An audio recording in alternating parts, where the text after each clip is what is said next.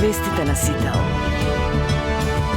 Во студиото со вас Маријан Николовски.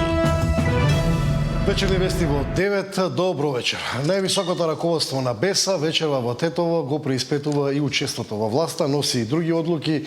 Катерина Нешкова е во овие вести во живо. Дали веќе имаме детали? Да, ги имаме деталите. Состанокот Централното председателство на БЕСА заврши, дури изјава имаше и лидерот Касами. Донесени се одлуки кои што се однесуваат на идниот настап на БЕСА во владината коалиција, но и внатрешно структурирање како што и претходно беше најавено. Имено Касами најави мораториум или распуштање на целокупното Централно председателство на партијата. Ова е во насока на тоа да се формира вреди како една единствена партија од сите оние политички субјекти кои што досега ја сочинуваат, а тоа секако е движењето на Изет Меджити, пота тука е алтернатива, тука се и оние крила на алијанса на албанците со Фетај, како и Ќоку, кој што настапува како посебен политички субјект и носи пратеничко место во собранието. Касами вели дека ова е најдобриот начин да се покаже дека вреди сака да биде единствен субјект и како таков да учествува во владината коалиција, при тоа тој е овластен како лидер да ги започне преговорите внатре во албанскиот партнер во владата за тоа како ќе се структуира вреди и дали тој ќе застане на чело на ова нова политичка партија, на овој нов политички субјект кој што треба да се формира за неколку месеци, како што неофицијално брифираат тука од БЕСА. Дополнително Касами добил и поддршка, како што вели, за неговите претходни најави да се преиспита учеството на владините функционери кои што биле предлог на Касами во владината коалиција, иако не кажа точно на кои владини функционери мисли. Тој одговори и на премиерот Мицкоски, кој што претходно му реплицираше на Касами во однос на неговите изјави за идната реконструкција, односно дека реконструиран ќе биде министерот за правда Филков поради неговите изјави за тоа дали правосудниот испит ќе треба да се полага на македонски или на албански јазик, но и за отвореното незадоволство од работата на министерот Лимани. Еве што одговори Касами. Што се однесува за лидер на Влен, се неколку опции на дискусија и нели дел од дебатата за иднината на Влен. Не би сакал да нели кажам дали или не, сигурно дека доколку заеднички би оцениле дека јас би требало да преземам некоја обврска, јас сум подготвен. Да, значи ние сме свесни дека премиерот е мандатари, тој е кој одлучува кој ќе биде министер, но се додека е политичка влада во која учествува БЕСА како дел од Влен, БЕСА одлучува кој министер ќе биде предложен од нејзина страна како дел од идната влада. Лимани останува? Сега за сега, значи, ние донесовме одлука да се оцени работата на сите функционери. Во тој дел јас лично ќе се ангажирам за сите функционери да доставуваат извештај за нивното сработено и ќе се донесе одлука согласно тоа дали ќе бидеме задоволни за работата и на господинот Лимани и на другите функционери.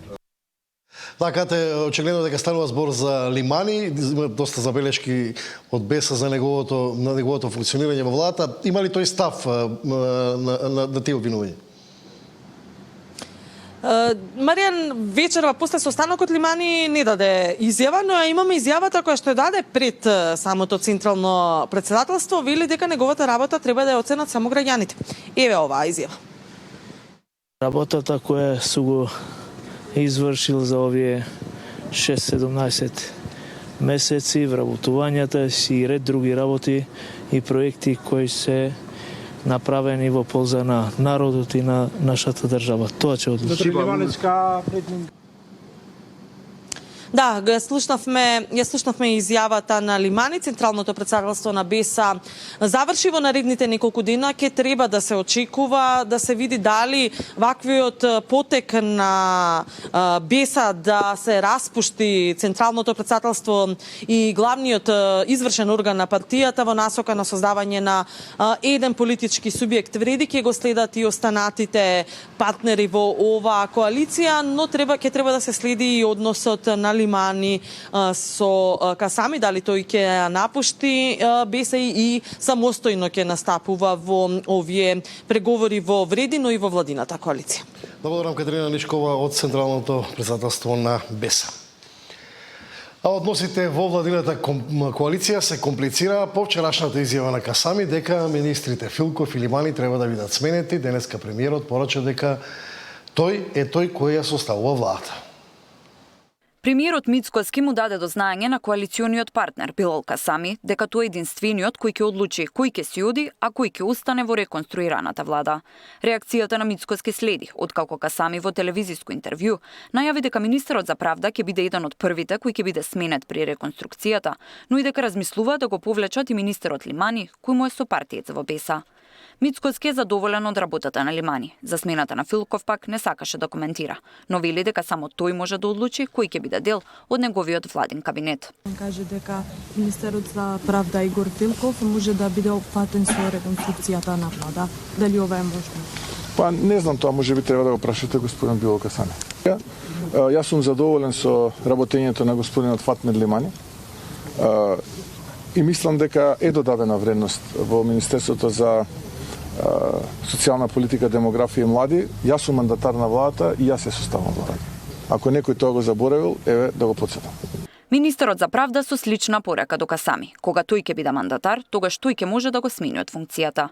Раздорот меѓу Филков и Касами доаѓа откако министерот за правда ја одби иницијативата на студентите правосудниот испит да се полага и на албански јазик.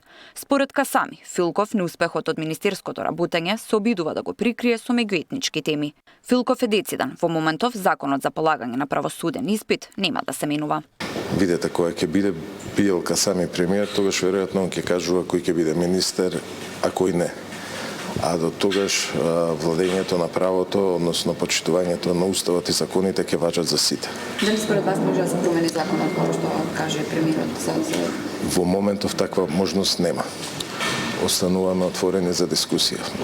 Вечерва пак на Централното претседателство на БЕСА ќе се одлучува дали Лимани ќе биде повлечен од Министерството за социјална политика, демографија и млади, откако членови на БЕСА имале забелешки за комуникацијата на министерот кон нив, иако е дел од нивната партија. Иако Касами има двумење за Лимани, премиерот изрази недвосмислена поддршка и задоволство тоа како Лимани раководи со министерството.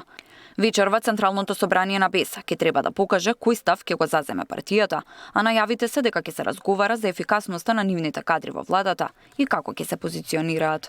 Тамара Дичаска, Сител телевизија. Председателот на регулаторна комисија за енергетика Марко Бислимовски утрово поднесе оставка. Таа следи 2 недели по кривичната пријава од финансиската полиција за наводна злоупотреба на службената положба поврзана со фирмата Тритерол Петрол на Љупчо Пецов Ѓаволот. Марко Бислимовски поднесе оставка од функцијата председател на регулаторната комисија за енергетика. Утринава испратил писмо до собранието, без да напише зошто решил да се повлече од позицијата што ја извршува речиси 8 години. Бислимовски беше недостапен на нашите телефонски повици, а детали за причините за оставката не споделуваат ниту од комисијата. Согласно Законот за енергетика и статутот на РКЕ, се додека не се донесе одлука за престанок на функцијата председател на РКЕ, Бислимовски ќе ја извршува функцијата. РКЕ ќе продолжи да функционира и да ги извршува надлежностите и обврските, кои ги има согласно Законот за енергетика, соопшти од регулаторната комисија.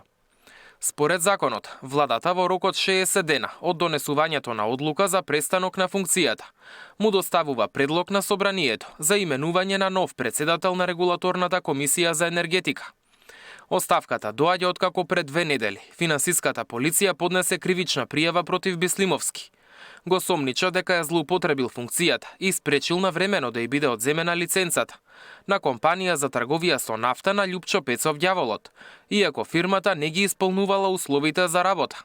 Наместо да остане без дозвола, Тритерол Петрол продолжила да работи уште повеќе од една година, да склучува договори и да остварува приходи, а според пријавата, на тој начин била стекната незаконска добивка од нешто над 200.000 евра.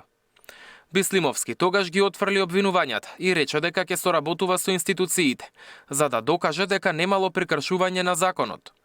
Ова беше втор мандат на Бислимовски и требаше да заврши во јуни 2028 година. Мартин Арсов, Сител телевизија.